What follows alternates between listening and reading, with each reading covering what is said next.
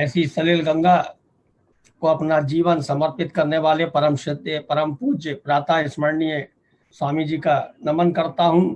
और मैं अपने आज से लगभग एक दशक पूर्व जो दर्शन मैंने अपने पूज्य पिताजी के साथ किए थे उसका भी स्मरण करता हूं। मेरी बहन विमल जी ने ऐतिहासिक परिप्रेक्ष्य में 3 मिनट में बात रखने को कहा है। मैं प्रयास करूंगा। अपनी माँ के इतिहास को जानने के लिए किसी अध्येता, विचारक या गुरु की आवश्यकता नहीं होती है। हम सनातन संस्कृति के संवाहक हैं। ऐसे में मैं बगैर किसी संबोधन के साथ माननीय कुलपति जी आदि जो माननीय मंत्री जी सबका अभिवादन करता हूं और आज मां गंगा के अवतरण दिवस पर अपनी शुभकामनाएं प्रेषित करता हूं। ऐतिहासिक परिप्रेक्ष्य में हम जब गंगा को देखते हैं तो शिव पुराण से लेकर अनेकों पुराणों में हमें मां गंगा की महिमा का वर्णन तो मिलता ही है, लेकिन हमारे यहाँ इतिहास की शुरुआत ही सरस्वती सभ्यता के साथ प्रारंभ होती है। तो इस परिप्रेक्ष्य में ऐतिहासिकता का जहां तक प्रश्न है, गंगा मोक्षदायिनी के साथ साथ हमें जीवन मूल्यों का हम सदैव मार्गदर्शन करती रही है।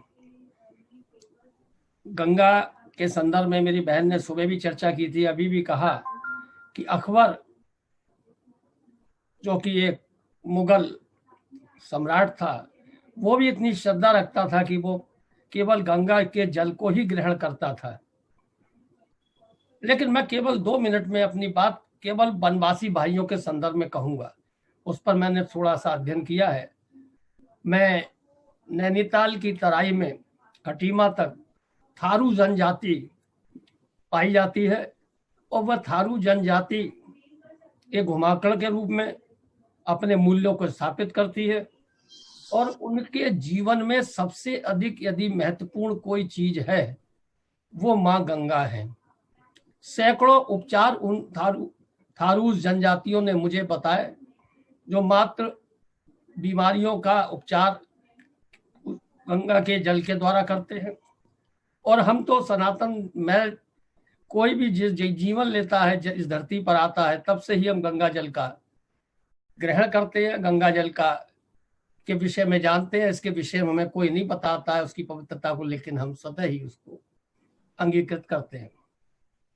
या मैं एक बात उल्लेखित करना चाहूंगा। परम पूज्य स्वामी जी को शायद स्मरण होगा, जब पिछली भेंट में आपने मेरे परम पूज्य पिताजी जो कि एक बहुत बड़े चित्रकार थे, कलाभूषण प्रोफेसर शरण से आपने आग्रह किया था कि चित्रकार क्या गंगा के विषय में कर सकता है।